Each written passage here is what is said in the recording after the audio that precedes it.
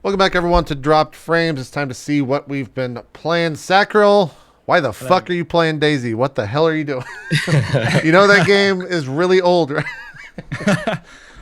You know what? This last few days, there's been this weird influx of people actually playing like they used to in the mod. So this last few days, we've killed like probably 30 people in 3 days, whereas normally you play and you see like 1 or 2 people up in the north. Because the problem with Daisy is the game's really difficult and it's very bug ridden, and that really wears on you as a gamer. So lots of people have devolved their game style to just like, screw it, I'm just going to spawn, go to the nearest coastal town I can find, and run around hitting people with an axe.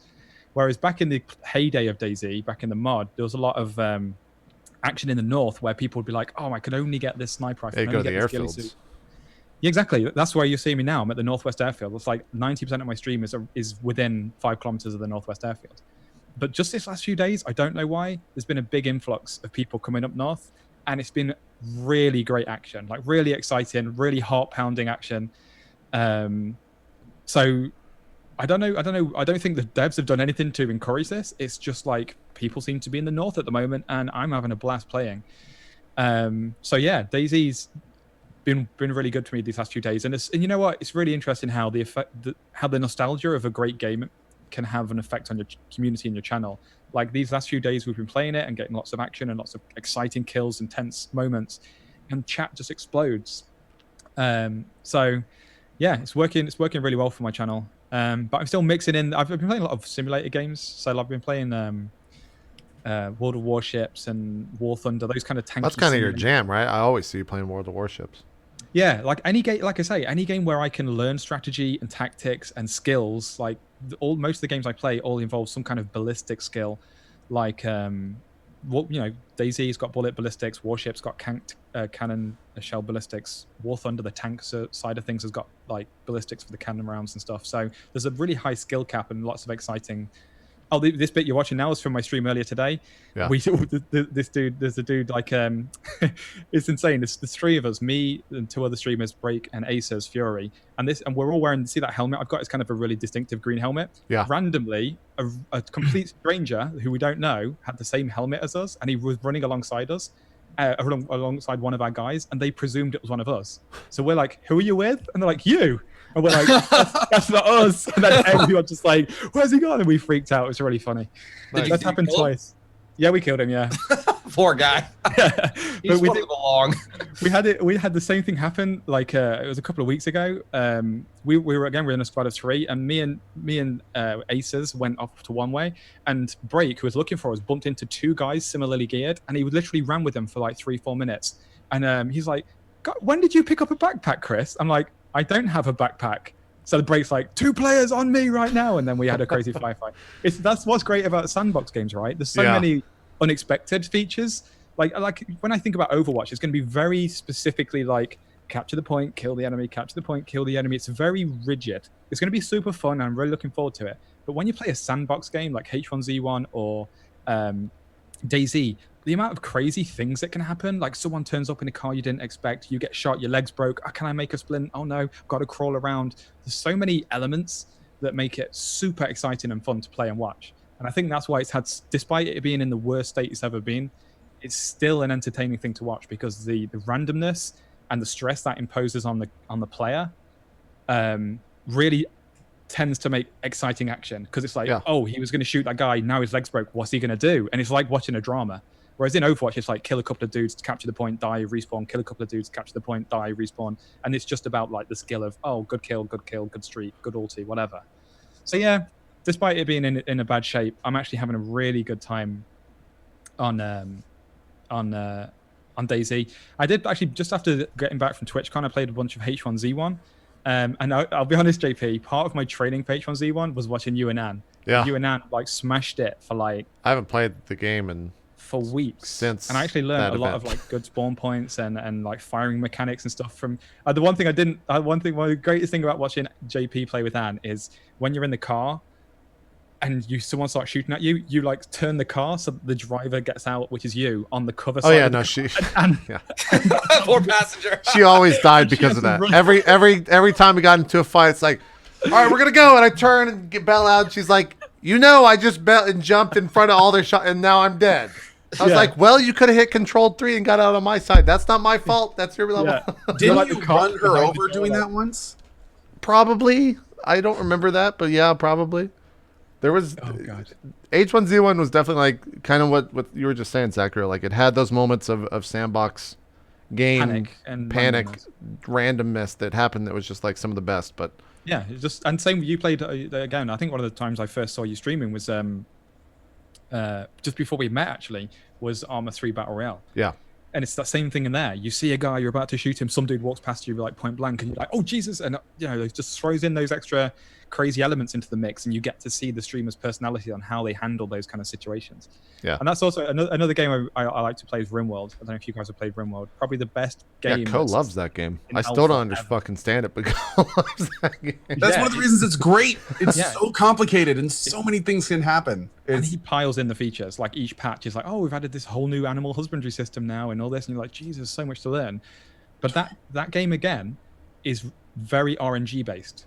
You've got like weather systems that affect things that can kill your crops, or it can knock out your electronics. So all of a sudden your turrets don't work. You've got RNG on the kind of attacks that come at you. So it could be that one like bull has gone mad and it's going to attack your camp. Who cares? Every bull on the map has gone mad. All of a sudden you think, oh, that sounds funny, but it will pretty much kill you. Remember squirrels? Squirrel Team 6 attacked your base once and killed everyone. I had a great game going on, and then every squirrel on my planet went crazy, apparently became SEAL members, and started taking out my colonists one by one until every one of them was dead. Nice. Yeah.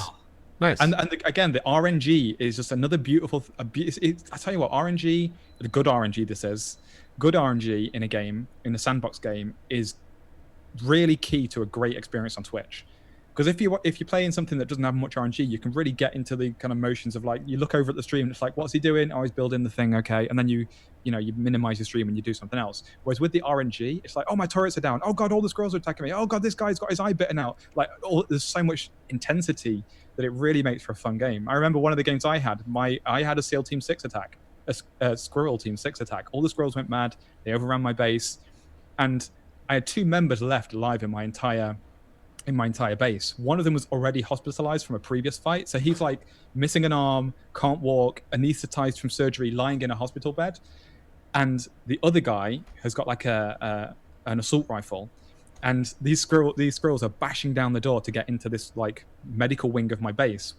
And one of the squirrels runs in, starts attacking the guy in the bed, and my guy with an AK auto aims at the squirrel, misses, and shoots my guy in the head in the hospital bed just before being overwhelmed. And it's just little moments like that of hilarity in the darkest moments of the game. So it just makes you go, that was hilarious. What the fuck is this? What are you managing down? Like, I'm just looking at the menu right now. Random moment in the VOD. What is this? That's your schedule. So basically you can say when the yellow bits are like when you're asleep or something, and the blue bits are when you're allowed to work, and gray bits are like when you're allowed to have free time. Per NPC in your world? Per NPC, per time of the day. And now they've added traits where some people like to be awake during the night, so they'll get like X% buff on like work speed in the night. So you have some people on night duty, some people on day duty, some people are extra stressed, so you give them more time off working so they can go wandering around. Or some people are like to be busy, so you give them no free time. So you have to really micromanage every aspect of the colony, which is what makes it super fun. I remember when Cohh streamed it from Twitch. Was it TwitchCon or something, or PAX? And I'm sure it was you, and I was in your colony or something, and I went mental and I went off for a 3-day sunbathe or something. Okay, I think I heard about this actually. True to real life. Stripped down naked, went outside, stargazed for 9 hours until he was starving, went crazy from it, came back in, killed 2 of my people, went sane, put his clothes back on, went crazy 5 minutes later, killed the rest of the colony. Nice. Still don't forgive you for that, man. That's why I have trouble getting into America sometimes. Yeah, that was at PAX. Was that at PAX, Cohh? Because I remember that was at PAX. Yeah. And the worst part was this was right when the animal husbandry patches dropped, and they changed. Like Sacro said, this guy is like a content conveyor belt. Like it's amazing how much functionality this guy gets in the game every patch. So I didn't even know like half the stuff that was going on while Sacro was out running around naked. But no, like I haven't really sat down and played Rimworld for the time it requires to really understand the latest patch. And it's one of these things where it's just sitting in the back of my games, like always there. I always know I can go to it. You know, it's such a great game. It'll be like a February go back to game. Any type of micromanagement like that, should definitely check it out. It's like Dwarf Fortress, but better graphics and more in some ways more features. Like the depth of it is incredible by virtue of having a user interface that works. And a little bit simpler, but I think in the right ways. Like the lack of a Z-axis, for instance, like that. I think a lot of people actually give it some flack for that, but I think that it actually, for all the other things you can There's do, enough going on. lets you focus. Busy on one. Yeah, absolutely. Is it still PC only? I think so. I think it's still PC only. I think so. Yep. And it's still in.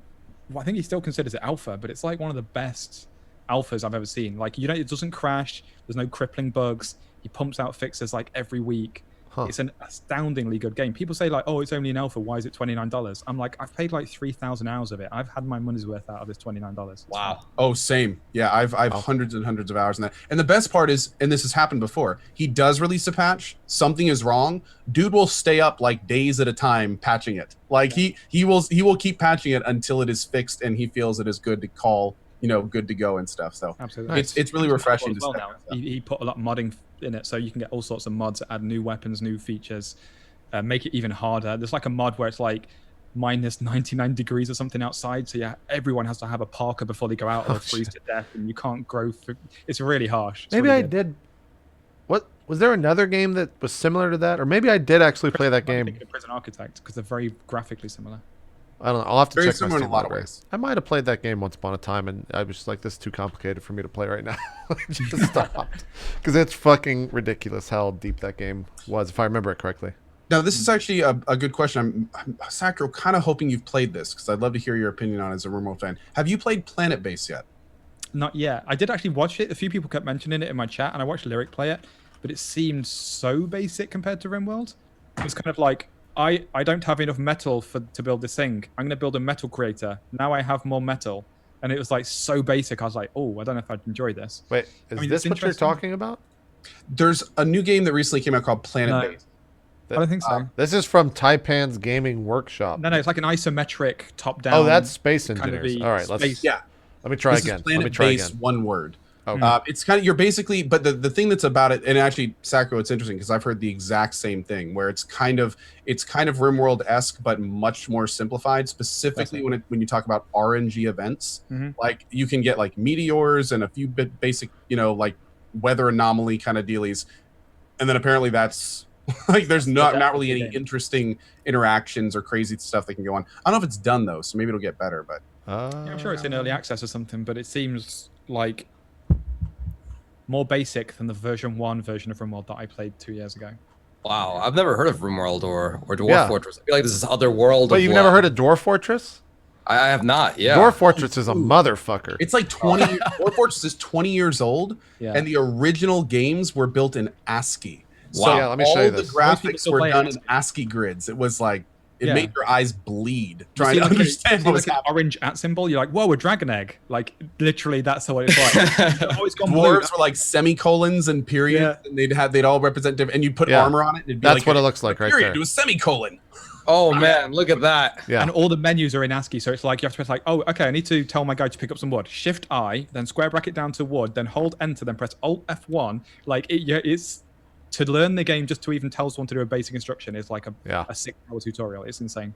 Wow. It's really interesting because Dwarf Fortress, not a huge amount of people know about it, but you look at games like down the almost 20 years since it's been out, it has influenced countless games. Absolutely. Like there are games that you will play that are brand new and you're like, this is awesome. And then someone will be like, oh yeah, all of that is a small section of this game called Dwarf Fortress from 20 years ago. Oh, like, it's wild. And there's some really cool new ones coming out that are kind of like Dwarf Fortressy too. Like ever since the Rimworld kind of brought it back a little bit, taking more. You know what I'd love? A Rimworld mod that makes it medieval. So it's all like axes and swords and bows and dragons and alchemy and forging rather than like space age tech. I'd really like that. That's a really cool idea. Don't play Dwarf Fortress though, Swiftor. No. It takes about 9 hours just to even load the game. Dude, you need... I remember going through a 45-page tutorial to get it working. Setting up your game. Just to We're get talking the like the world most loaded. basic of the basic things, like establishing your stockpiles and choosing how to dig and assigning basic equipment roles. And like I remember sitting there like flipping through it. Okay, L, R, 2. Yeah. V, Oh, V. man. Damn it. Okay, hold on. And all L. it takes, and all it takes is one misclick. Like I've seen this. Apparently there's a really detailed physics system built into it for water. So like, say you spend like 2 weeks making this big fortress and something, and you just chip through a wall, and you didn't check for water on the side, floods in, wipes out your whole shit. Like it's hours. Most people hours of disable water because it's like, no, I'm not allowing that to happen. And you can dig up and down. So you might dig one like block up, floods your base, no recovery. But one of the most impressive things, like from a nerd perspective, that I learned about Dwarf Fortress is when you make your world, it makes a genuine history for the world. Yeah. As in, like, it literally RNGs coordinates, RNGs races, RNGs the size and disposition of the race, and then goes, okay, so you're aggressive, they're passive. I'm going to roll a number between 1 and 10. If it's below 5, they attack these people. They attack them. They had a dragon egg. Do these people like dragons? Yes. Okay. We're going to RNG whether or not they raise the dragon or whether the dragon kills them and flies north and takes. And literally the whole universe is an actual full history back thousands of years, and then they just plop you in. So when you find a dragon, you could actually look in your world map thing and be like, this dragon killed this guy who was the king of this nation who died to these people that went back to. And it's absolutely crazy the amount of stuff you get. Yeah. That sounds amazing. Jeez. And this is Pretty like intense. this is from like 1995. That's like nuts. 20 years ago. Jeez. It's a weird thing. Just go watch a video on it. Yeah, I have to now. I have to now. It's really interesting because I haven't actually looked into DF for years and years. And a lot of people are saying in the chat, apparently now there's like new tile sets. So everything everything has graphics and full YouTube tutorials and like all sorts of stuff. I'm gonna have to check it out again. Nice. That sounds really cool. Nice. It's been a long time since I played. Yeah, I've only watched people play it or like heard stories about people playing. I never bothered. It was too complicated. That's usually my. This is the Tales of Zestiria player. Jesus, man. We'll get to that in a bit. Swiftor, what's been going on your channel this past couple of weeks? I've been playing a lot of that new Jackbox games, the Volume 2 or whatever, just the Quiplash. There's a new one? Oh, yeah, dude. They announced it at TwitchCon, I think, but they had a few new games in there. So now there's expanded Quiplash. There's a massively multiplayer. What are the other game guys? But yeah, there's just some new mini games. Some are like local only. But yeah, there you go. That's one of them right there. But that's been cool. Still playing a lot of like Monopoly on the Xbox One. It's always like a 4-hour game, but it's just like 6 players. Looks super nice. It's on the other consoles too. But that's always a lot of fun. You play that with viewers, or you just bring friends in? How's that work? Oh, viewers. So like they just have to have the game installed on their thing, and then it's all like online multiplayer. So I'll bring in 5 other folks, and everyone's got to have voice chat to do the deal making, etc. And at the beginning, we're all friends. 2 hours in, everyone hates each other. It's like regular Monopoly, you know.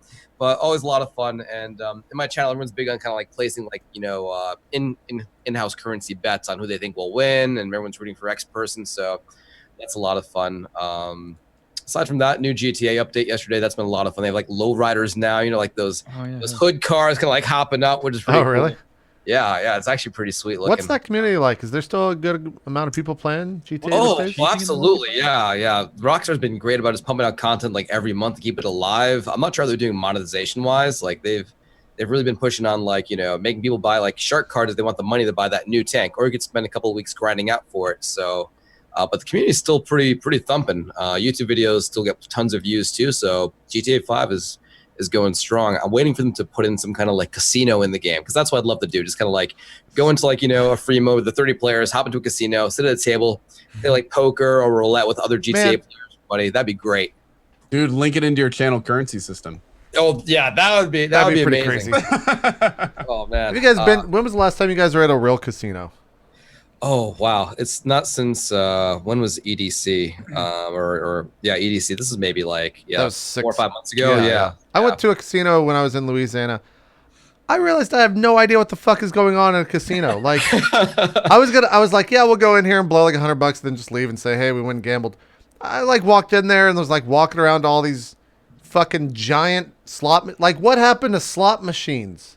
They're fucking crazy now. Like, they have so many things where it's like, yeah, if you match like these 6 symbols of the horse, and then one of them's flaming, you can win 5 credits. But like, I didn't understand anything. I literally walked around and left because I did not want to. I didn't get any of it. I was like, what the fuck do you do What here? we're learning today, JP, is you don't like anything complicated.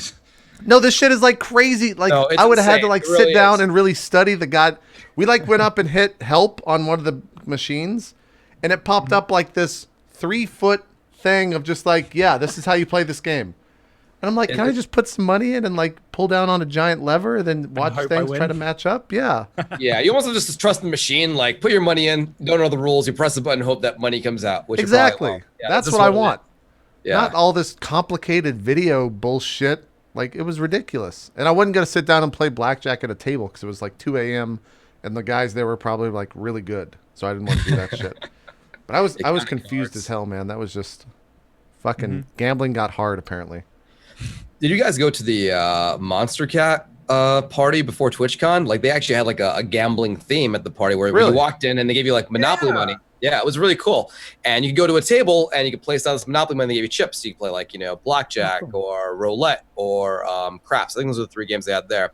And you'd use like the chips that you got to like actually buy raffle tickets to win CSGO skins or whatever. So it was actually a pretty cool little extra party. Yeah, Okay. pretty neat. I enjoyed it. really It's cool. fun. Yeah. I didn't know that. Yeah, I ended up. I think that was when we went to. We went and had Wagyu beef that night, so I didn't. Oh, well, I think you may have won that one. Oh, man. I think I did too. But yeah, I forgot. Chris was there. He was there. He had the Wagyu beef. He's just. Oh God! Yeah, there you go. Don't take me back there. I'm going to start crying like Wheat's wife. Yeah, it was good. That was off the Melt hook. in your mouth, I bet. Oh, Yeah. I can only. You I should went go. in thinking there's no way this can be worth the money, and I left thinking, how did I get away with that? That only cost that much. It was unreal, absolutely unreal. Next time you're in SF, Swiftor, go make them take you to 5A5 Steakhouse Done. Done. and get Oh, the man. get the A5 experience. God, I'm gonna note that right now, just so I don't forget. Yep, do it. Cool. So this is Is this one of the new cars in the lowrider thing? Oh yeah, I didn't figure out how to do like the pistons thing yet, but if you hold on to like LB and use your stick, like the back of your car just kind of like jumps up, like the hydraulics is gonna go into gear. It's pretty neat. How much? How much does this cost in game? Like, did you have to pay real money for this DLC, or is it just a patch? That's really the DLC is like, you know, free, but if you want to actually buy it in the game, you have to spend your GTA money. You can earn that by playing missions, or you can, you know, buy a shark card and like buy the in-game money. So that's their system. I know players will spend like maybe 6 million in game for a couple of cars, and that would equate to maybe $150 real money. Holy They probably fuck. earned it. They probably earned it. But like, you know, if you wanted to, if you didn't want to wait, you could just buy $150 worth of shark cash or whatever and buy it, use it in game. Jesus, $150 for an in-game car? For 3 of them, 3 cars. Let's say 3 cars. Let's say like $50 a car. So if you want to Fully totally pimp it out, like like speakers inside the car, custom like, you know, upholstery. Rims and everything. I'm sure there are people watching the show right now like yelling at me like, no, it didn't cost that much. I don't know. That's what the dude told me. So seems like if you really want to pimp it out, you could pay a lot. And apparently if you break the car, it costs a lot to repair too. So high maintenance, but seems slick. Seems pretty slick. Jesus Christ, GTA is some real shit. Yeah, man. It's Say that to the what's it? Star citizenships that are like 15 grand. Yeah. dude, Yeah. that's Don't insane. worry about the $150. Yeah, that gets brought up on the show like every other week. We're still like, me and Co are just like, yeah, that's a thing. We don't know. Can you actually use those chips yet? We actually have some stuff to talk about with Star Citizen. Oh yeah, Yeah, I'm down. we feel So free. they released some really big stuff over the last couple weeks. They had one of their StarCons, I believe, one of their conventions, and Yeah. they released a lot of footage, like the planet stuff and the person-to-person. I unfortunately have not seen it yet, but from people that I know that are following it very closely, like some people in my stream team, like Geek Domo, he does a Star Citizen cast every week and stuff like that. Apparently, it was a huge step in the right direction, and it actually, I've heard that it's turned around a lot of people that have been thinking, you know, like, where's all this money going? Oh, it's going there. You know, so like, it looks pretty positive. That's encouraging. I really need to check I think it it out. went on the roster though. Did you see the roster? It's got like Jillian. Oh, the cast. You mean the voice yeah, actors? sorry, the cast.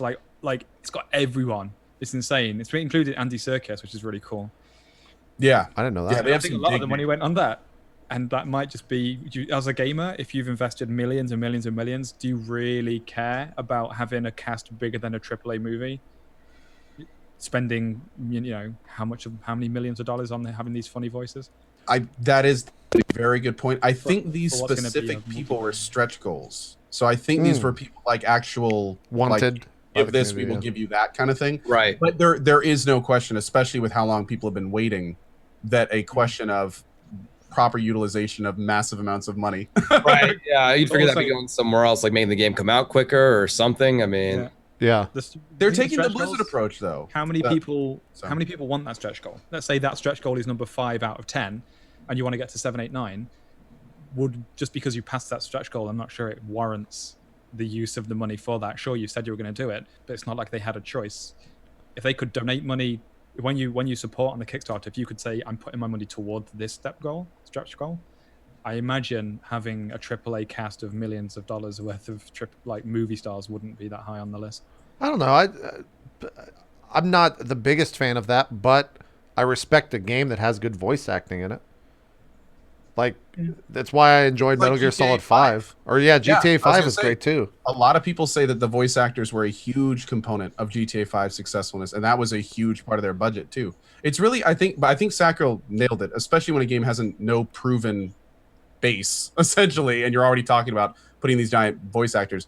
But yeah, I mean, there's a lot of people that the production value, especially for voice acting, like me, I'm actually voice acting in a game, especially one that's very story heavy, is extremely important. Can make or break the game potentially, but you also don't necessarily need to be paying. You can still get really good voice acting without getting AAA stars. So do you feel like the single player of the game is really worth it?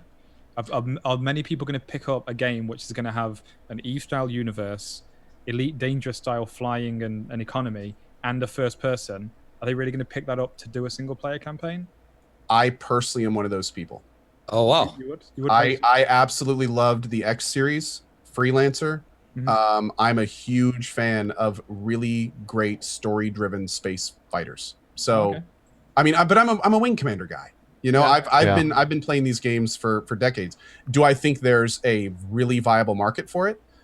I think arguably you could say that the success of the project says that it's there, but I can certainly tell you that there hasn't been a great one for decades. So it's going to be really interesting to see if it can. That's true. It's It's basically really hard. bringing a genre back in a lot of Yeah, ways. it's hard to like bring a this, well-built genre back. So Oh man, the freelancer days. I can't shake off the feels, man. Oh. I never got into those, so I was Quake 3 and Yeah, me too. CS dude, and the X StarCraft games, 2 a and- lot of people pass the X games, but you could do incredible stuff in like X3. Like, dude, I had a sprawling space station complex that was like one was producing wheat that would then fabricate via transports into another one. I would then automatically go out and find the best deals and sell them. Like, you could build It's pretty entire crazy. worlds in that game. But of course, it took you 40 hours to get to that point. So, yeah. I always like bringing up this because I just want to know who's going to buy it. Oh my god. My first experience with the game was like I really wanted the game and like seemed like Star Citizen like it was amazing. So I went and bought like a $75 ship. I'm like, let me try and play it. I went to go into my garage. It was just like there. I couldn't fly. It was just like a paper. Like what is this? You took my money and I can't fly my ship. And this is a long time ago. This is maybe like a year ago or something like that. But I didn't realize they were selling like placeholders. Like, all I right. was talking to Sam about this, JP, and apparently for that 15 grand ship, it says something like, along with this ship, you get all the other ships up to this certain date, but no ships thereafter. So even if you're dropping 15 grand, You're not going to get everything. When this new one comes out, you're gonna have to buy that for $150. If I'm not mistaken, Sacriel, are you saying 1,500? 15,000. 15,000. Oh, 50,000. Okay. Yeah, wow. 15,000. That's Yeah, what I I was just gonna showed. say, Yeah.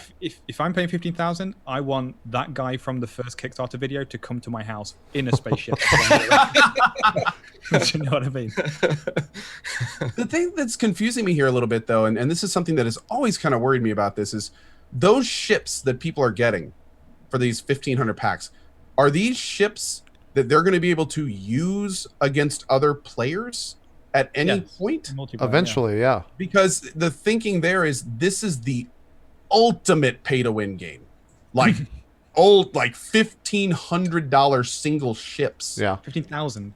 No, that's like the pack. there's- I think there's okay. actually Oh, there's single individual ships one. that are like $1,000+, and it's Yeah. like you cannot get more pay to win than that. There's It depends. Like say this. I imagine if you're paying that much for now, of money, course, yes, it's only for the some kind multiplayer component. I imagine it's some kind of capital ship.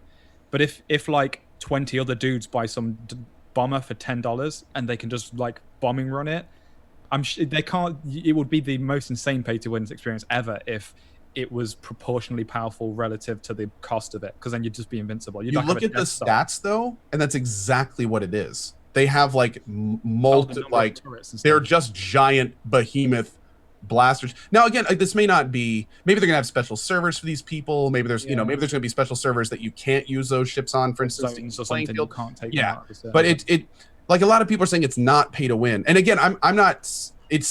I'm being very careful to say it seems pay to win. I don't know if anyone even knows how this game is going to play yet. So maybe they don't even know if it's going to be pay to win yet.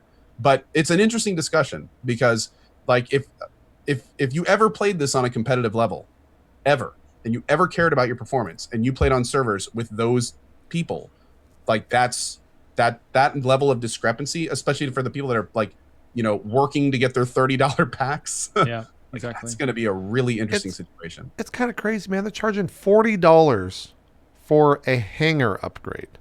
Mm-hmm. $20 for a hangar upgrade, and I think it's just cosmetic. Yeah, like it has nice lights. Well, it's not more spaces. It's just like it's literally just like a nicer looking hangar. I mean, this is a $50 hangar. Let's see what this does. No, I think it's literally just that. You're just paying for the graphics. So they're paying an artist to make a very small scene in a program, and then they're selling like hundreds of thousands of copies of that. I mean, it looks beautiful. Like there's a lot of shit in there. It's not concept art though. That doesn't. I can't tell from the quality, but that doesn't look like an engine render. I'm not sure, honestly. it might just be concept art, but still, it's like that is $50 if you want to buy it right now. You could buy some concept art. Wow, that's exactly what's happening, right? Yeah, Yes. yeah. I tell you what, if they have an affiliate link like in Star Wars, Towley is going to have a Death Star. Yeah. Oh man.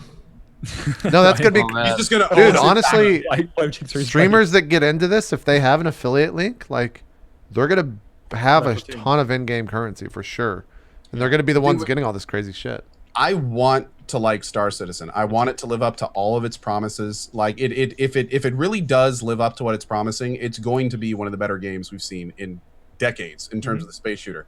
But I mean, oh man, like I will be throwing myself at it when it proves, like when we start seeing this stuff. I have like hopefully this year. They have some big stuff scheduled for this year. So, excuse me. I have these like when I read about it, I kind of extrapolate what I would do with the game, and I have these really exciting ideas. Like imagine you're in this capital ship, and there's literally 100 of your guilders on it.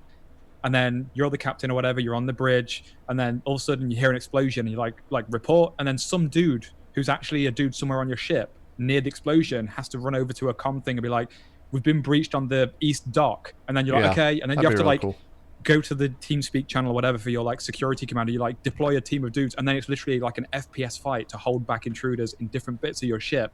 Because it's your ship, you can like, okay, erect force fields on this corridor, that corridor, make sure they're not going through the vents, through the, this, that, the other.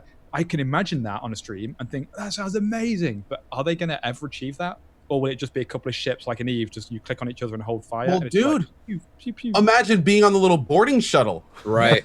Right? Side breaches the hull, and then you're first person shooting through a ship that's participating in space combat.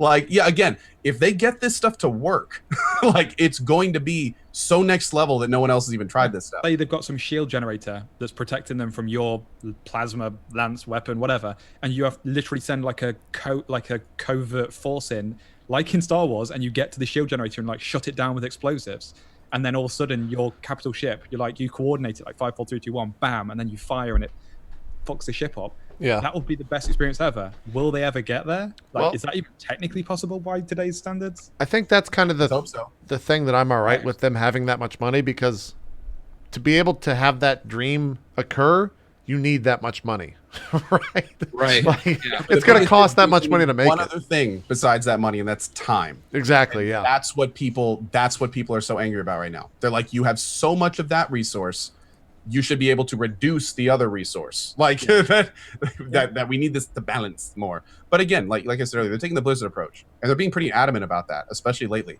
where they're going, look, we are going to develop a quality product. You cannot make us develop it faster by yelling at us. The difference is Blizzard have been saying that for 20 years and smashing it. Yeah, that's true. Warcraft, that's true. These guys don't really have the credibility to stand behind that yet. Like everything Blizzard do, you never go, that wasn't worth the wait. Whereas these guys going like, remember that game I made like 20 years ago on a whole other platform and I was on my own? I'm that guy. I've now got like $200 million. I promise I'm making something good, but you have to wait. And it's been God knows how long since the first Kickstarter page. But that, again, that's one of the reasons Star Citizen gets so much shit these days. They promise the world, it's not here yet, and people are a lot of people, not everyone, but a lot of people raising pitchforks. So just like I'm sure Blizzard got a lot of shit the first time they said that. So yeah, hopefully Star Citizen will prove it. Hopefully they'll prove it. It's going to be really interesting. It's a weird thing. You can already buy skins right now for $5 for a ship that doesn't exist. So people in chat were saying that you could only buy the stuff prior to the game coming out, and once it comes out, you have to earn it in game. So I don't know if that's true. I don't know if I buy that. I don't know if I buy that. Yeah. Are they really going to turn off a revenue stream? It's going to yeah. Maybe not those particular items, but there'll be a whole slew of other items. I figure. Yeah. Yeah. It'll probably be different ones. So all the people that bought it before, they're like, oh, there's another kind of hanger. Now it's launched. Right. Yeah. I don't know. On my channel, we finished up Halo. It was actually good to go back to those games. You all played Halo 4, right? Didn't finish it, but I played a good bit of it. What was the reason you didn't finish it? You just didn't like it, or? There was this one mission that was just really boring. Like, I think we were flying around some sky towers, and I just didn't really enjoy it. I was like, I'm just going to play something else and come back to this later. And I never came back to it. So it just kind of lost my interest. When we replayed it, I didn't remember the game looking that good. For an Xbox 360 game to look as good as it did, that was fucking... I was like blown away at how good it looked. I've never played a Halo, and I was watching you play it, and you had some kind of toggle, right, where you can switch between... Oh yeah, like, that was Halo 1 and 2, yeah. That was super cool, actually, seeing the difference. You kept doing it in every scene. You do it for the first like few seconds. It was really interesting to watch. Yeah, the entire playthrough I think was 52 hours. So it was like Halo Wars, Halo 1, 2, 3, 4, Reach, and ODST for all the games. But like, it was I enjoyed going back to those games because there's so much nostalgia for me. Because I pretty much like everyone else who played games back then. Like I grew up on these, right? I just didn't remember Halo 4 looking as good as it did. It got me actually super hyped for Halo 5 next week because it obviously is going to look a bit better being on the Xbox One, right? But I don't know. I really enjoyed that game. And which one's your favorite game? It's kind of like Metal Gear Solid. I don't think I can rate which one was my favorite. But there's different scenes from each ones that are definitely like my favorite scene. The ones in particular, kind of like the end of Halo 2 was good, where he like takes the Forward Until Dawn or whatever and jumps back, and then like he said he's gonna finish the fight or whatever. Like that's pretty fucking iconic. I think in the grand scheme of video games, everyone knows that scene. Are you psyched for Halo Wars 2 then, I would guess? Like, or did you really enjoy the first one? I didn't play Halo Wars until I played it like 3 weeks ago. And I guess I am. Yeah, like it wasn't bad. It wasn't the greatest experience. I can't say like everyone should go play it. But sure. As someone who's like played a lot of RTS games heavily, like I enjoyed playing it. They got it right on the console. But I'm not going to be like, you have to go play this game in order to understand the Halo experience. You don't have to do that. We didn't play the Spartan missions though. Did you ever play those? Did anyone ever play those? I did not. No. That was like the side content. Do what? What's going on in chat? Everyone's like, all units. I don't know what that means. In Halo Wars, if you hit LB on the Xbox 360 controller, it selects all units. And no matter what you do, it always says all units. And so that's kind of like the big thing with the game is that everyone just knows it because it probably said it over 4,000 times in a 6-hour playthrough.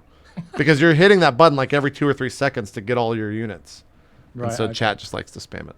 That's the thing. But yeah, like I guess I'm pretty excited for it. That's one of those announcements that's just kind of like, even to this day after playing the game, it's like, why the fuck are you making another one of these? Like, that was definitely a surprise, absolutely. But I think it's good with Windows 10 support. I think it'll be nice to have a mouse to play the game. So that'll be pretty exciting. Yeah, it's going to be PC this time around. So that's. Do you have to have Windows 10? I'm not sure. I don't know if it's PC only. No, I don't mean PC only. I mean like Fable. Can you do it on Windows 7? You have to have Windows 10 for the new one. They might put something on it. Like I could see where they would. Yeah, for Halo Wars 2. Oh. No, I'm talking about for Halo 5.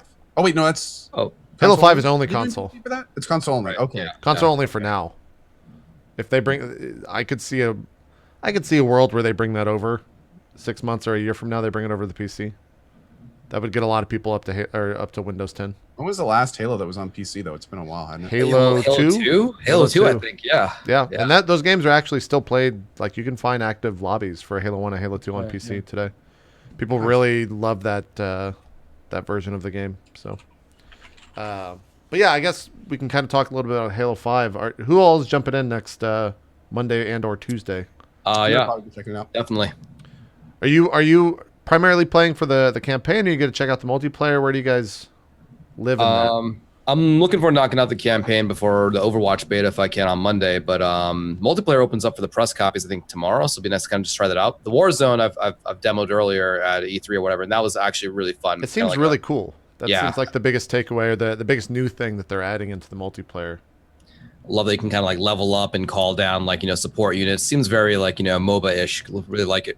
Yeah, I guess describe it for those that don't know what the Halo 5 Warzone game type is. It's like it was either 6-on-6 or 12-on-12 kind of like battlefield, and you can like earn points to like summon down either weapons or vehicles or support units, and I think you're just trying to take over these locations on the map. It's a little vague since I played it a few months back, but I just remember really enjoying it. And the other thing too is that like AI is like there's actual other enemies in it besides just the other players, right? Oh yeah, absolutely. Some of you have these like boss enemies kind of come down, and it's like you the first team to kind of take him out or whatever gets points or whatever. So it was really always like something cool going on during the battle. It wasn't your usual just like kill the other dudes. Yeah. So it felt very refreshing. I think that'll be, if anything, that's kind of the newest thing, that it's not just like player versus player, right? Hunters can drop down from the sky, then it's like player versus a hunter. So like how the fuck do you deal with that? Which will be a lot of fun. And plus there's tanks and stuff driving around, warthogs and all that crap. And the maps are supposed to be pretty big. So I think that'll be pretty cool. That's supposed to, you said the embargo's up on press multiplayer tomorrow? Yeah, so tomorrow they'll open up the multiplayer for press or whatever. And I think on Monday the embargo's up for the entire game. You can start playing like all the chapters or whatever. Nice. Yeah, I'm looking forward to that. The single player too as well. I think they've done a pretty good job of like hyping it up, especially with how Halo 4 ended, where Master Chief is kind of just like going to be basically hunted the entire time, and they've got Nathan Fillion as the voice actors. If you want to talk about that as well, Sacriel, like that, super stoked for that. So funny that he's in both in Destiny and in Halo 5. It's just like he's just playing both fields, Yeah, he's kind of all over the place. You go where the opportunities are. There we go. Exactly. Right, Swiftor? You know it. He's definitely all over the place. So that Halo 5, I think next Monday that'll be kind of dominating Twitch until Overwatch comes out. I'm interested to see what's going to happen like on Tuesday or on Wednesday and Thursday. Like, yeah, what's going to win, right? Because the thing is, with Halo, it's a full game. With Overwatch, it's like what, 4? How many maps are in the beta? 6? Is it even 6? Are they doing Oh, dude. Well, it's not the full. It's not the full game, so it's not going to be the full thing, right? I think it's going to be what like Elheim and Haley were playing. So it's only going to be 5 maps that they played. I don't know how many were played. Pretty big for beta nowadays. Like, so 5 maps. I want to know what it's going to look like 1 week after Overwatch has been out. When you go to the Twitch section for it, that is going to be so telling. Yeah. 1 week after it comes out. I mean, you saw Battlefront streams. They died down immensely over just a... Battlefront streams died down almost like 50% a day for 4 days straight. That's what I'm worried is going to happen to Overwatch. That's what I'm concerned about. Is that people are going to be really into it. Like the first day of Overwatch, what was it? People were getting like 19K people like streams. Or Battlefront, you mean? Average hundreds of viewers. Yeah, absolutely insane. And then like less than a week later, those same people were like sub 500. But to put that in perspective, though, like Battlefront, that was a very basic mode and one very basic map, and a predominantly overpowered situation where it's like always Imperial he wins, always Rebel he loses, always Imperial he wins. And I don't think enough streamers got the strategies out quickly enough to make it like even. So a lot of people's initial impressions for the first few hours were, oh, it's overpowered and there's only one map. And the streamers rarely get the power up to make them a Jedi, so screw it. Yeah. Whereas Overwatch, if it's 5 maps, 10 classes, all these strategies and counter strategies, I think it's going to be a lot deeper for people to want to learn more. Where there wasn't much to learn after watching 2 hours of someone play Battlefront on 1 map. Someone in the chat, Scion, I think that's how I pronounce it, brings up a great point too, is that there's only going to be so many people with access, and it's not like everyone's going to be able to play it all the time. That's like true. 3 days after it launches, right? So maybe the hope, I guess, from Blizzard's point of view would be that people stick around and watch the game because they can't actually play it themselves. And that was definitely true for Hearthstone. I mean, fuck, that game still is today like one of the biggest games on Twitch, and it started off very small, and like after a week it built up these giant viewerships. I remember getting like 6,000 or 7,000 the first week of that going live, and it never really died down after that. There's streamers like Masan that are still getting 10K every single day. Yeah, doing the exact same game all day every day. Yeah, and Crip, exactly. Yeah, Crip just had crazy viewership, 20K plus, and even Like today it every gets day more than for that. like 6 months. Yeah. So I think that's what Blizzard's hoping for, with that I wonder, small do you release. think But they're gonna esport it at all? I would I think think they're that it's hoping going to be for a it. Blizzard esport. Well, like HOTS. Like, do you think they're gonna do? Yeah, Try to set up teams and do big tournaments with prizes. Like, do you think that's coming for Overwatch? I think that there's I don't know who coined the phrase, but like a Blizzard esport is an esport that has like a road to BlizzCon, right? I And see. so like StarCraft road to BlizzCon. It was played outside every other tournament, but now it's kind of died down. Heroes of the Storm, road to BlizzCon. Like they don't really have anything outside of their own official tournament, and I think that's what they're going to do with Overwatch for sure. If I don't know if the other people are if other tournaments are gonna pick it up, right? Because like it's you guys were talking about their main competitor being TF2. I don't think they give a fuck about TF2 because there's so little people playing it. I think their main competitor is CS:GO. Dude, Yeah, I think agree with that. competitor is not the right word. Maybe like direct influence or foundational. Oh yeah, for Like, I sure. think- Then I think TF2 the wins that. Community is going to be a big part of Overwatch, especially considered like people were saying in the Overwatch streams. Like there are people that are convinced Overwatch is like a TF2 reskinning with different units, Right. and that have abilities. Like, and they were going like there were people posting like blocks of reasoning during the Overwatch stream hypes. It was, and not that I'm not saying that it is that way. I'm just saying there's people that see it that way. Oh yeah, of course. So it's going to be like I wonder how much diehard TF2 community is going to be influencing the Overwatch community, or if it will at all. Maybe it won't even Maybe. touch it. I know I had one of my good friends, Oplad, who used to be like a esports journalist with me back in the day, was like in one of the biggest, if not the best, TF2 teams competitively. I know he's super hyped for Overwatch. So I think like that community or competitive community is hyped. But at the end of the day, that was like 200 people. Like no one really jumped in on the competitive TF2 world. It wasn't that big. But I think Overwatch brings in shades of MOBA, having ultimate abilities that are really powerful, and the key fights are going to be everyone dumping their ultis in the right way, and this kind of immediate, like, like when you watch a league, there's loads of laning, loads of farming, all this crap, and then there's this one key fight where it's like, bam, everything happens, and it's like, oh my god, he hit 5 people with the stun ulti and all that kind of stuff. Whereas in Team Fortress, you don't really have ultis so much. It's just like you have your minigun and you throw a grenade and you have a knife or a hammer or whatever, and that's it. So I think that Overwatch is definitely going to bring in a cross audience from MOBAs, because it's basically, in my eyes, it's a first-person MOBA. Yeah. And you have 4 abilities and one's an ulti.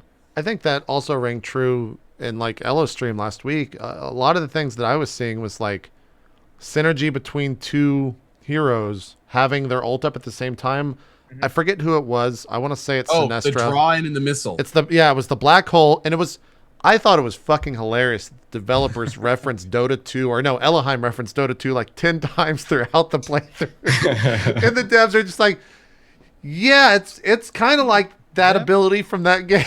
I was laughing really hard about that. There were a few very really cringy moments. Yeah, where the devs yeah. were just like, yeah, it's like a carbon copy of that. Yeah, because it was Enigma's black hole, and then Elohim. There was an ability that like basically allowed everything to blow up, or he shot his rockets. He floated up in the air and shot down the missiles. Oh yeah, it was. It was the missile guy. Phalanx, is that her name? The rocket person? Yeah, I don't know. Yeah, Pharaoh. Pharaoh. Yeah.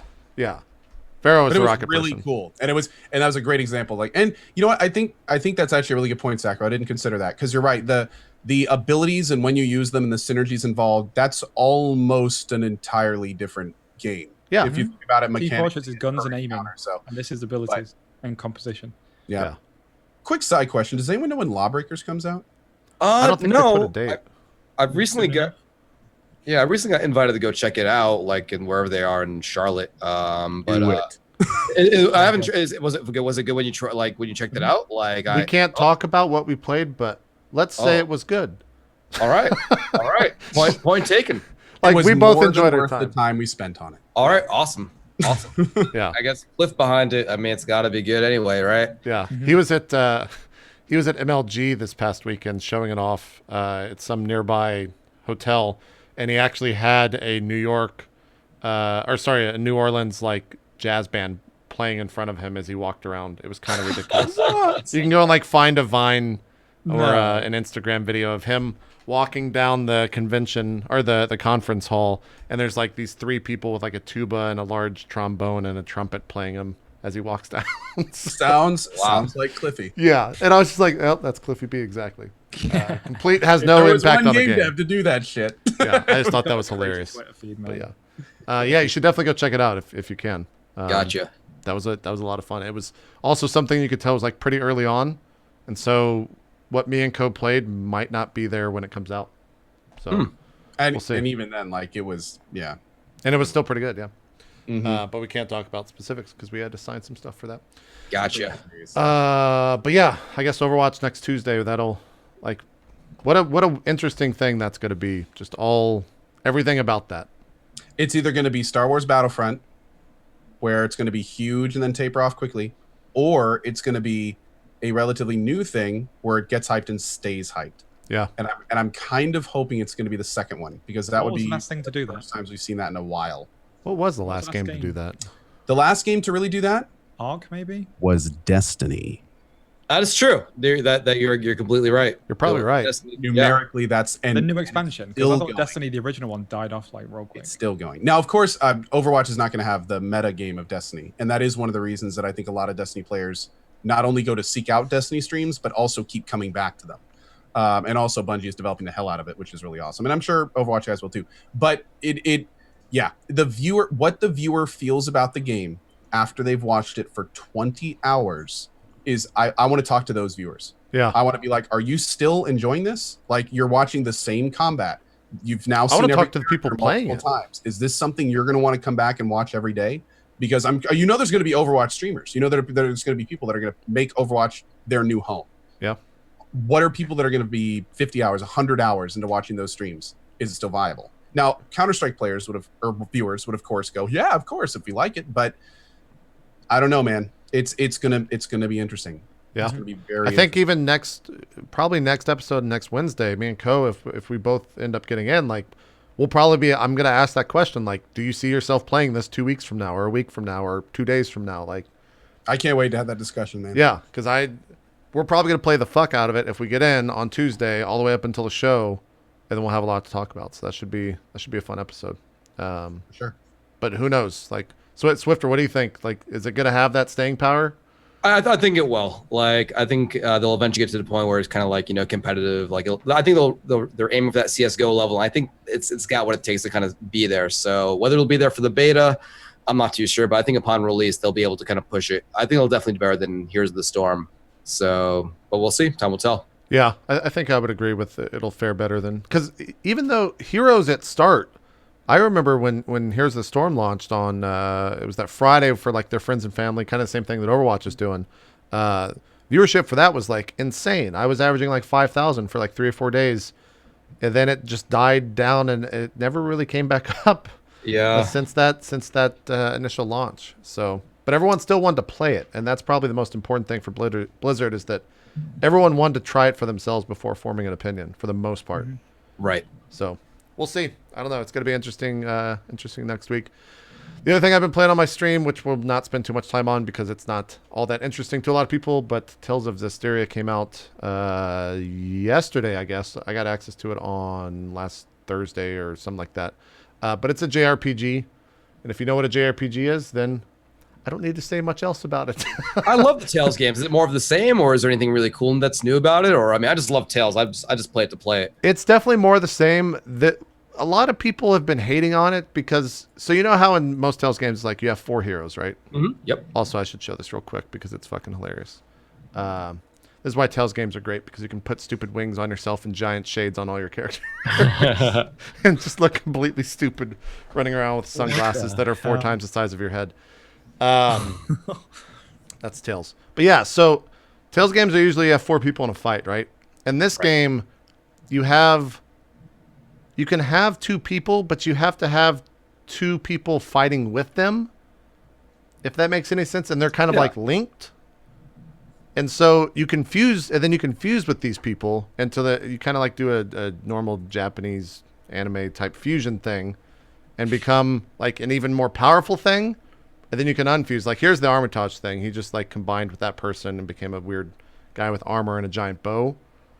But a lot of people don't like it because you only have 2 human characters, and then you have 4 of these other characters that you can fuse with.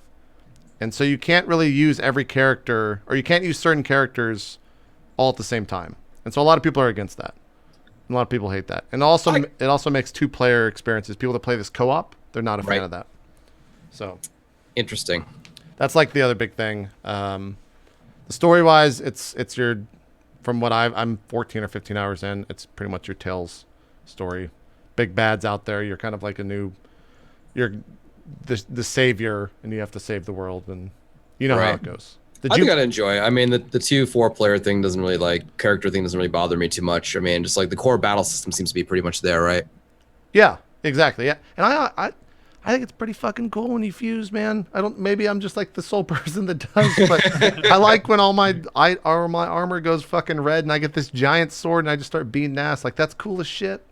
It looks cool too, and they have each time you do it for the first time in the story, they have like a kind of an anime cutscene thing that introduces it, and it looks rad. And like the Earth one, you get like these giant gauntlets on the side that are just kind of like floating, and you get to fight with them. It looks great. It looks cool. But it's like summons from 7. Exactly. It's Tales versions of a summon. Exactly. Cool. But you can activate them pretty much anytime you want, as long as you have like a little bit of the bar. But trying to think, what are the other things that people hate? Because a lot of people, it's like reviewing pretty as much Tales games do. How's the voice acting? Is it pretty solid? I'm playing the Japanese voices because I can't stand dubs. Right. But I think most people are saying it's okay. I know that the PC version, and this is obviously the first Tales on PC, does have some issues with it. The game tries to start out in surround sound. If you don't change that, the voice acting is like sometimes there and sometimes not. And it also has like some weird graphics issues, but I think I saw on Steam it's got like 96% favorable or something, so it's doing well enough. Wow, great. And the community seems to be supporting it. Can anyone here play games with like Japanese games with English dub? I played the other Tales games with it, but I shouldn't have. I feel like it takes away, man. Yeah. Especially if they're not directed the same way, you know? Especially if it's a game from an anime you've watched and you watch the anime in sub. So I'm not a big anime head, but the only one I watched is Naruto because some of the strategy stuff that they do is really interesting. Yeah. And like in Naruto, they'll do a spell that's like Kage Bunshin no Jutsu, and you get used to that sound and you're like, oh, that sounds cool. And then you play the game like on PC or whatever, and it's like Super Fireball Jutsu. And you're like, what? Yeah. Super Clone Dragon Jutsu. And you just, no, that's not how they do the cool one. Like, it really irritates me. That'd be like if you played Street Fighter and Ken goes to do his punch, he's like, Fire Punch! Yeah, exactly. Yeah. Exactly. Spinning Dragon Kick. Like, Yeah. no. What did you just say? Right, Fireball. Exactly. Swiftor, do you play with subs on, or dubs on rather? No, yeah, I usually play with dubs on. It depends. Like if it's something I really like, like last time I remember like really wanting to put on the Japanese. Actually, maybe because I had to, like, was an old like PlayStation Kenshin game that I really enjoyed, and I just wanted to make sure it used the original Japanese voices, and so I watched the anime in. Yeah. But usually I'll let the dubs in. So like I feel like the subs are always kind of like a little bit distracting to me when I'm playing the game. I'm either reading the subs or I'm more looking at the game. So the dubs kind of help me kind of keep in focus. But I totally understand, the value of the subs, keeping true to like what the actual, phrases are. I will say, as a streamer playing a game that's in Japanese and having to read every subtitle, it makes it really hard to like look over at the chat, because obviously the cutscenes aren't going to stop. So there's sometimes I'll just miss like an entire line of dialogue because I'm reading something in the chat. I'm like, I have no idea what the fuck was just said. And so most of the time during like a major cutscene, I'll just read the subtitles and then read the chat afterwards. But apart from that, it's I'm enjoying my time with it. It's supposed to be like 35 hours long. I'm 13 or 14 hours in. The weapon shops have always had that weird like leveling up aspect the more you buy. So. Right. There's a bunch of weapon shops around the world that don't have that now. And you can also fuse items. So you get a bunch of items at once that are the same item, but you can fuse different stats from that item with another item. And they have like rarity to them. And so that's kind of cool. It actually is kind of, it puts in another part of the game that you could probably lose a lot of hours in because you can basically go and like item hunt for that crap. Oh god, reminds me like this guy, just like the total like exactly. Times. Oh god, exactly. So, wow. I could see that being something that I'll lose a lot of time to. Yeah. Like, you obviously want to have the best weapons, right? Like, it's one of the reasons you play a fucking Japanese RPG. But yeah, I'll probably beat that this weekend. But I hope to at least before the craziness of next week's hit. But Ko, what have you been playing on your channel? I see a lot of Resident Evil on your past broadcast. Yeah. I just finished Resident Evil 3 today. Moving on to Code Veronica tomorrow, and then 4. Both first-time playthroughs for me, so I'm really excited. Had a blast with them so far. Kind of glad I didn't play them. And then in the afternoons, been finished up the Witcher 3 Hearthstone expansion. Nice. How many hours in that? That was a great title. Beautiful. It was about 10 hours. Took me about 10 hours. I could easily spend another 10 in there, cleaning up the map and doing more stuff. Extra features, new equipment, an extremely engaging main quest line that had lots of different facets as well as decisions on how to do it. I was really pleased with it. It was great. Hold on, that's the first chargeable DLC, right? The other 16. Yes, it is technically an expansion. It is the Heart of Stone expansion, and then there's the second 20-hour expansion coming out at the beginning of next year, and that'll complete all the planned expansions for Witcher 3. And the landmass added between both of them is more than the entire amount in Witcher 2. Wow. And the value is great, right? This expansion is like only like $10, right? It's like $1 an hour if you want to just run through it. Yeah. It's like $10. If you were to go beginning to end, like just the main quest, I'd say like if you were really quick and I was playing on the hardest difficulty, there were some tough fights. There were a couple fights I had to do like more than 10 times. Like they were rough. Wow. They were interesting mechanics. You had to dodge like Dark Souls style perfectly. There was one guy that twirled his sword and it was about 3 hits a second and it would be about 40% of your life per hit. So It's like if you didn't dodge this thing perfectly, like you were toast. And there were 6 of those you had to fight in a row. And they got progressively harder and faster. So, I mean, it's like, it's pretty difficult. But I think maybe like 5 to 8 hours if you just gunned it through the beginning. But they add side quests. There's an entire quest line on getting this like new store guy set up that does like this new thing called rune wording, which we talked a little bit about last round phase. But it adds these crazy effects to your weapons and armor. Like just have sunglasses on last time. Like one of the armor effects makes it so all of your armor counts as light armor, regardless of what it is. Oh, so wow. So you wear plate and it's... Yeah, plate would be light armor. So then you could get all the bonuses that come with light armor, completely change the play style of the game. And that's just one of probably 20 different effects you can put on weapons and armor. So it's impressive. What's with the sunglasses? Okay, so this is awesome. So in the very first Witcher, there's this protagonist called the Professor, and he wears this very specific set of glasses. So this is a little bit of a spoiler, a little bit. And I'm going to go ahead and do it because it's worth it. Okay. At one point during the Heart of Stone expansion, you are given the opportunity, you don't have to, but you're given the opportunity to do a little bit of extra work to get these glasses. And if you do, they become an item that you can then wear on your character. And what's beautiful about this is, we did like the Witcher 1, 2, and 3 like back to back and everything. Right. And we continued the playthroughs. So when we saw these glasses, like the whole chat just exploded. It was like, it's the Professor's glasses and we can wear them. So I put them on and never took them off. Nice. Oh my God. Deal with it. Oh man. Good stuff. I skipped around. I guess this was the final day of you playing The Witcher, and I stumbled upon this, which I guess is called Kingdom. Yes. Now, this is what I played after I finished The Witcher yesterday. And this is a new game called Kingdom. And I actually saw it, I think, for the first time on a streamer named Retro Gaijin. Yeah, Who's a cool dude. Yeah, I find myself in there frequently whenever he's doing new games. But it's a really interesting. It's a split between resource management, base expansion management. I don't want to say building because there's not really a lot of building in the game. You can kind of choose what gets built first, but you never really decide what gets built. So it's kind of a resource management game. Then with tower defense. So like you progress through days, and the point of the game is on the far left and right of the map. There are these portals that are always generating monsters.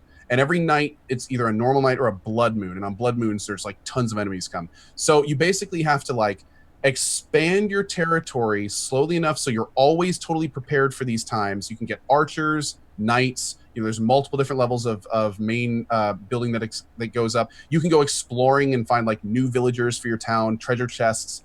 These idols that like upgrade your towns and like progress you to the Stone Age, and it's a very cool game, and I like it. But this is my butt with it. You have to approach the game kind of like chess, to where there are set rules in the game, and the whole game is balanced around those rules to keep it good. And some of those rules really annoyed the hell out of me. That sucks.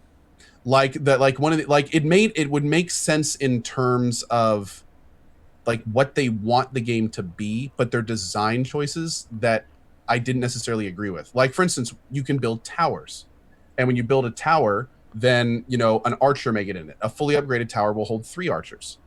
Well, those archers can never leave the tower.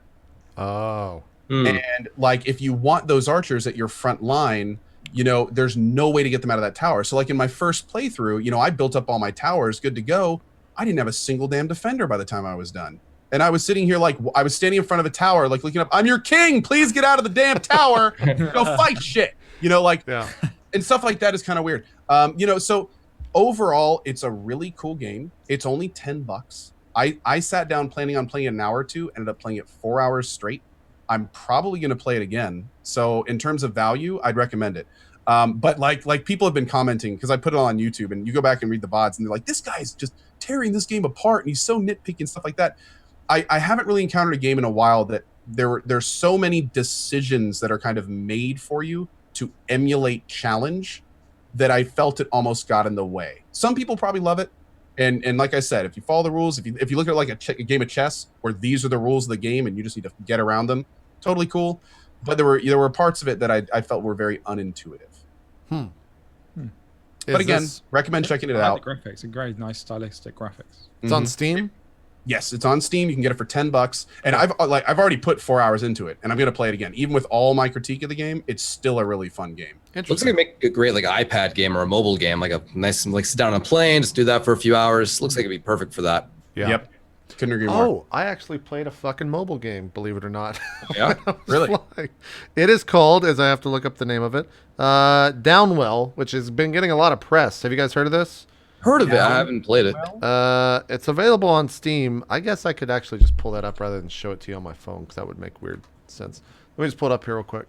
Oh yeah, it is on Steam. It is from a Japanese developer, I believe, who is actually kind of blown up since then. I remember it showing a lot on Twitch when Twitch covered the Tokyo Game Show. But this is what it is. You can see it's obviously made for mobile games. It's very vertical. yeah.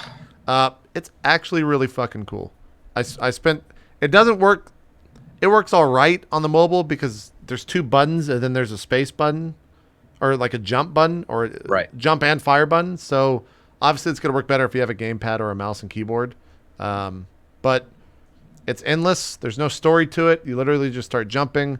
The art is like really fucking cool, and the music's really good as well. And it gets really difficult very quickly. I only made it to like 2 or something like that on where the levels are 1-4, 2-4, 3-4, etc. A really interesting idea. It's kind of like like R-Type, where you're just going from one side. But Yeah. It's using gravity to make you go down. So it's just the same thing, but on its side, but using gravity. It's really cool. Yeah. Yeah, love the art style.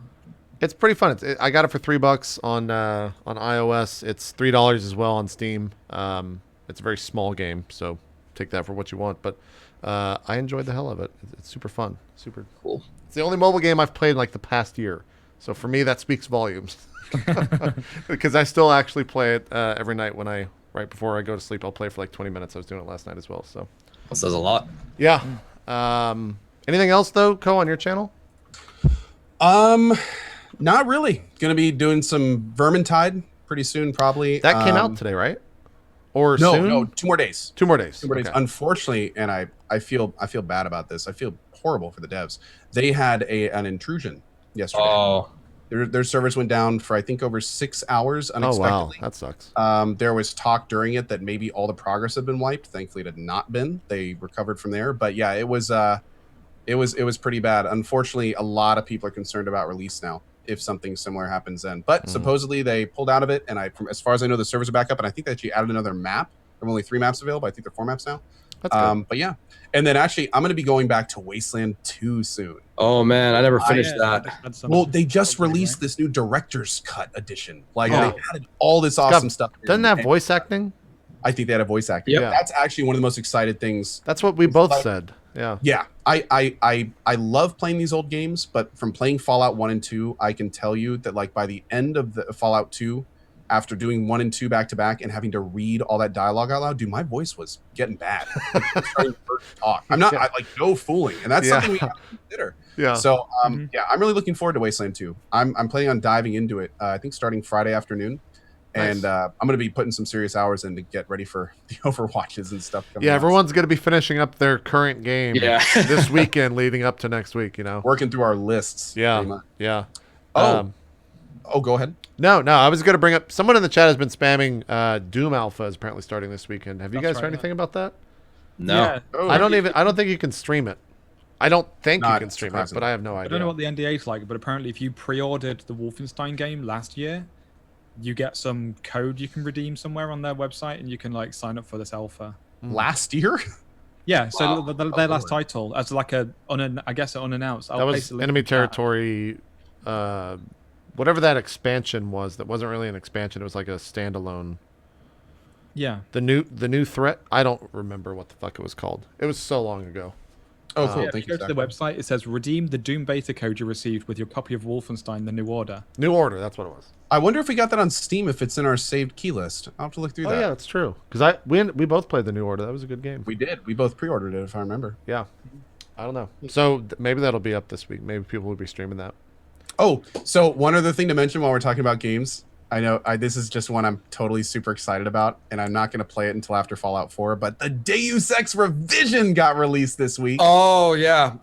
Wait, what is that? I sat down with it. I played it for a little bit, and oh my god, I cannot wait to play it. Is that the original one redone? Dude, they completely redid the graphics. They made the interface better. They added in like full hotkey support, full shadow and lighting. Like they redid the music so it's more current. Like they fixed bugs that were in there since Deus Ex 1. They added content that got cut. Like that you start the game, you turn around, and there's a shed that wasn't there before. Like immediately you're hit with content that was cut right when the game starts. I can't wait to play it. Fuck man, why would they release that now? That's so much. Yeah. That's so much game. Get a clue, people. Not only do you have to own Deus Ex, it actually has to be installed on your computer. Right. It won't run unless it's installed. Oh, interesting. Music's phenomenal. I love the rearrangement. So good. I never jumped into those games. Maybe that's something maybe that's like a February game when nothing else is out there. Yeah. When the new one comes out, Mankind Divided, right? Yes. Oh, is that when it comes out? I'm doing like a big franchise playthrough, like I normally do for the new Deus Ex coming out, and like this is in prep for that. Apparently, there's some Deus Ex 2 mods. Really? Some of these like apparently there was an underground mod that you had to crack open Deus Ex 2, but it would completely HD all the textures and stuff, and apparently it like brought in models that were more high quality, but they had to cut for like. I have to look into that. That existed. Wow. Yeah, should be fun. What was that, Sacriel? Wasn't Deus Ex 2 the one that had the bad rep? I'm sure like after there was just like an item called ammo, and you pick it up and it's the ammo for the weapon you have. Like all sorts of crazy simplifications. It was so dumbed down. Yeah, I remember that. Deus Ex 2 is a decent game if you take it for what it is. It is a travesty of a Deus Ex sequel. Yeah. A travesty. Like they took out the skill system. They took out experience. They took out ammo types. Like they ruined it from a Deus Ex. But here's the problem. Everything that happens in Invisible War is canon. It's Deus Ex Invisible War. And that's one of the reasons I'm playing it in my franchise playthrough. Yes, people hate it. And yes, I'm probably not going to get 5 viewers, but it's canon. It's part of the story, and parts in Invisible War are actually referenced in the future ones, the prequels. So nice. Yeah. What else? Assassin's Creed comes out this Friday. We talked about that a little bit. Is anyone actually actively going to play that? I want to. I have to wait. It's too much to play. Yeah. Halo 5. Yeah, you know. Yeah, I got you. First world problems, eh? To do like 4 24-hour streams back to back or something. Did anyone play or finish Life is Strange? Because episode 5 came out this week. Never played it. Never played it. That's one of those games. Well, go ahead, Swiftor. Oh no, I'm planning to do a just straight up marathon of that, all 5 Same episodes. Here. That's what I do, man. Yeah, exactly. I wait till they're all out and then I just play it in like 1 or 2 sittings. Because I don't want to I hate when you get to the end of it and it's like a huge cliffhanger and it's like, we'll see you in a month. I'm like, fuck that, man. It's not TV. Are you the same with shows? Like, do you wait for a show to come out before you watch? No, I will watch shows week to week, and most shows I will watch, unless like Breaking Bad. I didn't start watching till season 4, and then I watched like season 1 through 4 in like a week, and then for all of season 5, I was watching week to week, and that really pissed me off, especially when they took the big 6-month break, because there was like obviously a huge cliffhanger for that. So. But yeah, I think I'm going to check that game out. That might be like a February game or something like that. I think that's it. I think that's a show. I didn't realize Need for Speed comes out on November 3rd. Oh wow, Did you know that? year? That snuck under the radar. Yeah. Yeah. Because that was supposed to be pretty hyped. That was supposed to be like the Need for Speed's back kind of thing. Yeah, So. exactly. That comes out November 3rd. Black Ops on the 6th. And then of course Tomb Raider and Fallout on the 10th. So I've been looking at that Fallout game. It might be pretty good. I've heard it's supposed to be all the kids are talking about it. I don't know. Yeah. Apparently they're they've had the video series for Special. The last one came out today for Look. Yeah. Yep. Have you? Has anyone watched those? Like what? Yeah, they're really cool. Is it just like they're fluff? They're just fluff, but it's really fun. It's animated in the same way Fallout 1 was with the little guy, really over the top, like gory deaths and stuff. But it also is a bit of an education on the game because it teaches you what things can and can't do. So I think they're worth a watch. They're only a couple of minutes. It's definitely worth it. I know that every time one of those hits on, like when it gets released, it goes to the top of our games, and I'm like, it's literally telling you about a stat in the game, people. Like, calm the fuck down. This is in there. Like, oh my god, it's so good. I can't wait. Fallout 4 is so overhyped at this point. I'm like a diehard. Is it overhyped? Fan.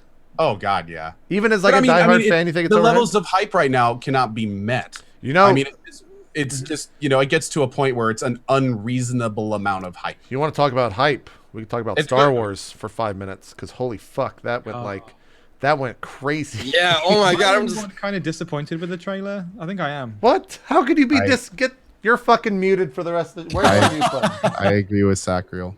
You're both muted. Really? I hate saying it. I watched the trailer and I was just like, oh, it's a guy and another dude and they're doing some stuff and look, some more Star Wars spaceships and.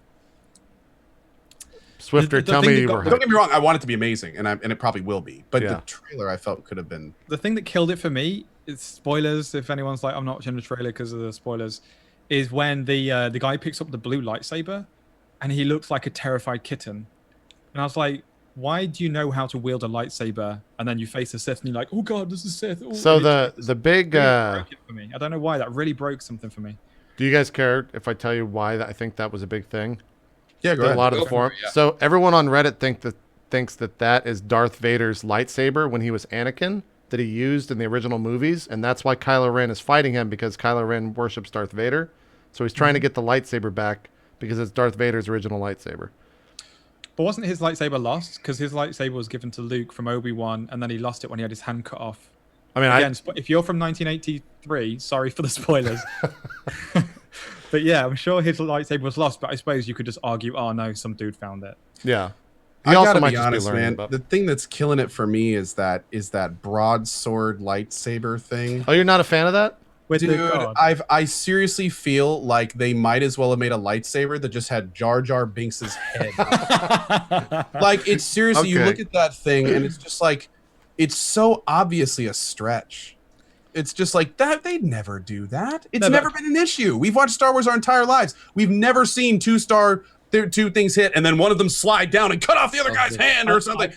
I read somewhere that it's not actually meant to be a guard. It's that his Kylo Ren's saber is so ghetto because if you look at the stream of it, it's like scattering like lightning. It's not like they don't know how to cut. That's not like a style of lightsaber. No, I think it's actually exhaust ports because his thing is because it's such a new light. Yeah, that's what I want. It's such a new lightsaber. They don't know how to harness the crystals that make the light. I'm fucking nerding out so hard right now. They don't know how to make the crystals, and so that's why it's got that flaring out because they don't know how to control it because everything. They just happen to be at perfectly opposite ends. It's like of a the lost art. exact same. Yeah, like it happened 30 years. This happens 30 years after. Everyone's dead. Right? Okay, well, so that's whatever the last one is. Yeah. Wait, let me put it this way. That's the only lightsaber like that. It's that we know of, right? The other thing also too. Like a style. It's not like they're making the new. Okay. Yeah. That backs up the theory of the blue saber being That's a Vader's, little bit right? cooler. Do what? All What was that, Sagro? That also backs up the theory of the blue saber being Yeah. Vader's because it's a perfectly formed saber, whereas this guy's is like ghetto ratchet saber. Right. The other thing too is when they show Kylo Ren standing there with like all the other knights around him. So those are supposed to be like the Knights of Ren, which is his like little order that worships fucking Darth Vader, and they all look fucking. They all supposed to have their own unique weapons. It looks fucking awesome. If you like pause that screen, you can see all of them have like different looking face masks and shit like that. But they all have different lightsabers? They all have different weapons because lightsabers, I think, are just like Super rare. they don't exist anymore because it's so rare. Because like there was only so few Jedi at the end of Return of the Jedi. There's only like what 2, or I guess 1 because Luke was there. The other thing too is Luke wasn't in the trailer, so everyone's like, "What's going on with Luke?" Everyone thinks he dies because Leia's like crying into Han Solo's arms, and everyone like went crazy when that trailer went out. It was actually the one bit that did get me like nerdgasming is when the bit where it says like, "I've heard all the stories about you" to Han, and he's like, "They're all true. The Jedi, the Sith." They're all That got me in the. That was sick, right? That was super smart. Awesome. That was cool. Really good. That bit, but then I just the guy with the blue saber, like, "Oh god, I'm a scared guy." I'm like, "What?" Well, I think a big issue with me with the trailer is I saw the reactions way before I saw it. So I had people going, "This is the most incredible thing I've ever seen!" Like before I even checked it out. Like lots of people. Yeah. So talk about overhype. I mean, like when I went to that trailer, I was expecting like the next coming of Jesus. You know what I meant? Like, exactly, right? Like, maybe that's why you didn't like brightness upon me. You know, like it just didn't. That might have been why you didn't like it because I watched it like the second it went live and I was like, "That looks great. I'm in." And then I got tickets for it. Luckily, did all of you guys get tickets? Like I got tickets at a draft house, so like I got real lucky. Whoa. But yeah, I ended up getting tickets for it. Did you see how much they sold, Swiftor? No. Well, what's the net like or the gross like sales? I think Mockingbird, Mockingjay, whatever the Hunger Games thing is. Yeah. So that had the largest pre-sale of like 1 million. This had 6 million in 12 hours. Jeez. Movie ticket. Wait. It was million tickets pre-sold. Dollars worth. Sorry. Yeah. Oh, okay. Yeah. For a second there, I thought you meant million tickets. I was like, no. One of those is like $20. Yeah. Pre-sale tickets don't get crazy, but it's 1 million was the previous record compared to 6 million in 12 hours is the new record. Pretty crazy. So that's pretty fucking nuts. That's more than an opening for like a B-list movie, right? Yeah, exactly. It's already beats that. Insane. 12 hours. Yeah. So when is it out? The 17th of December. Oh my god. Yeah, I'm gonna fly home for that. See it with my family. I thought about. Everyone was like, let's all go to San Francisco and see it as a bunch of Twitch streamers. I was like, that's a little bit much. I don't know if I want to fly to San Francisco for a weekend or for a day just to see Star Wars and then fly back. So Star Wars bringing families together since whenever it was made. 77, yeah, something like that. Long time ago. I only know that number because some dude said to me, like, "You're not even old enough to have been born when the first one was out." And I was like, "Bitch, please, do you know how old I am? Because everyone thinks I look 20-something, but I'm 30-something." And I was like, "Whatever." And he's like, 6 years before my birth. And I was like, "Oh, God." I felt like such a dick. Oh, God. Oh, apparently the 6 million was IMAX only. So, Jesus. What? Oh, probably more. Oh, my God. That's crazy. That's crazy. Wow. But yeah. What the actual number is for all of them. Jeez. That is a special type of hype that only Star Wars can generate for sure. Yeah. Like, fuck, man. Wow. The thing is, they've got to not do the episode 1 thing where everyone gets hyped off the trailer, and then there's a character that's like Misa, da da da da, and then everyone's like, "Fuck this genre." Jar Jar was already shown in the trailers, right? Like he was already. Wasn't he shown in the original? Not in the new trailers. I mean, You want to hype it up? You show Jar Jar getting shot in the trailer. That's how you get. That's hyped. what everyone was saying. They wanted Jar Jar just getting shot at like the opening of the trailer. Just at the very end, like the trailer ends, and then it's like, "Hey, Misa," and then it's like that's the end of the trailer. Just, I wonder if they'll reference him at all in the movie. I wonder if his race gets like his head on a extinct or plaque something. in like a bounty hunter's Yeah. ship or something. When I was playing Battlefront, people were like, "Oh, I hope Jar Jar Binks is like a hero character." A hero, I was yeah. like, if he is, both factions should be able to hurt him. Yeah. He's fighting both sides on. He's like a loot goblin or something from Diablo. Yeah, he's beat the shit out of him. Yeah. That'd be great. It'll be cool. It'll be. I hope it'll be good. Like, fuck, if they ruin that, if episode 7 is a bad movie, do you know how much shit will happen? Disney is going to get reamed if they screw up Star Wars. Yeah. Like aggressively purchasing it and then like pooping on it, that would not be. Plus, if they end it like all the Disney films recently, like Frozen, and there's another Disney film just before it, where at the end, it Inside was like, Out. all I need. I can't remember, but it was like the end. The whole Inside theme Out. of the end was all I need is love, and then it was like, oh, I love my sister or my brother or something.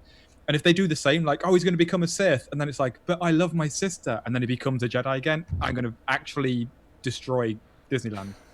Like, I swear to God, I'll get the That won't Queen, piss me off that much.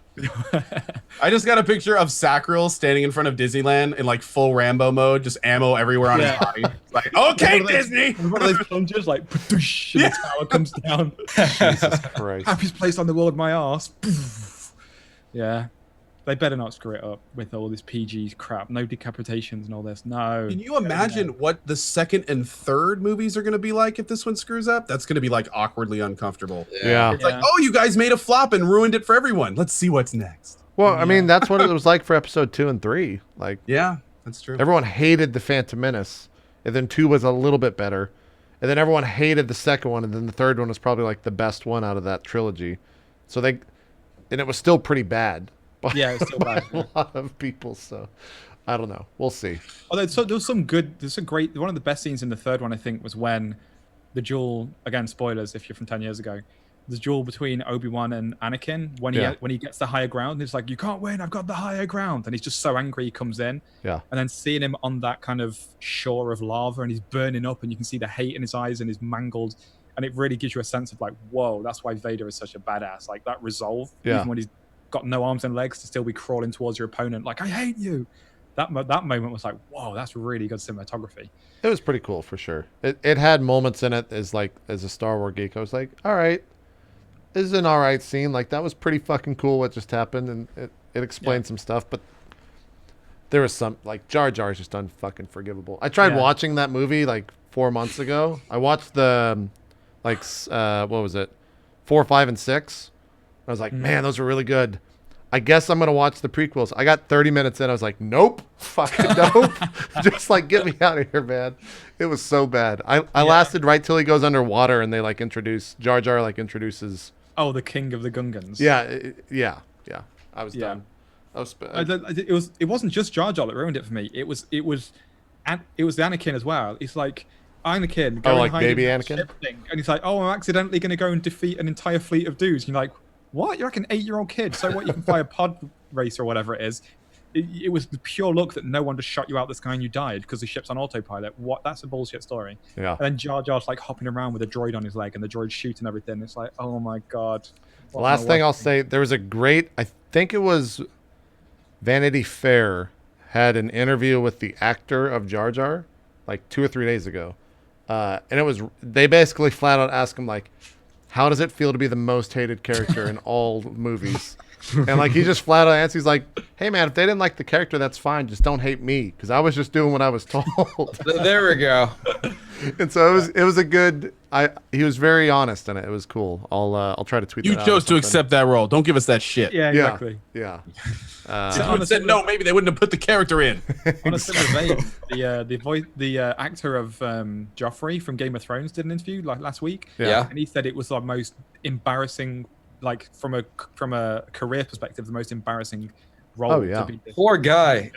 Is he He's like typecast and never going to get another role? Yeah, what else can he get except being like the little like spoiled shit. asshole in every single cinematic Yeah, dude exactly. does, That right? role was designed from the ground up to be hated. Oh right? yeah. Hated. And let's face it, he was good at it. He had a real. He was really good. He gave problem. He gave us. He was in college, or still is in college, and he gave like a speech or something like that, like 6 months or maybe a year ago. And it was talking about like the amount of hate that he gets just walking on the street, and someone will just come up to him, realize who it is, and they'll be like, "Fuck you, man." And he's like, I'm not that person, man. I'm a nice guy. Like, just give me a break. Wow. It was good. Yeah, he has a hard time in public. It's rough. That must suck so much. It's rough. But I think now we're totally off. We're not even talking about games anymore, so we're gonna close the show. Let's do some shout outs though. Sacriel, thanks again for coming on and filling in last minute. You want to do some shout outs? For the opportunity. Thank you. Sure, yeah. So, yeah, you can see my Twitter right below, or you could, twitter.com/Sacriel42, youtube.com/Sacriel42, but I'm primarily a streamer. I play combat strategy games primarily. So if you want to see me shooting people and have an awesome and interactive, friendly community to join, you can find me over there. There you go. There you go. Swiftor, thanks so much for finally coming on the show, man. Yeah, dude, thank you for having me. If you guys want to check me out, twitch.tv/Swiftor, mostly like multiplayer stuff, game shows within games, that kind of thing. We'd love to see you swing by. Thank you for having me, guys.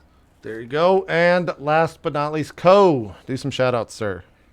Big thank you to JP. As always, a huge thank you to both Sacriel and Swiftor. It has been awesome having you both on. It was a lot of fun.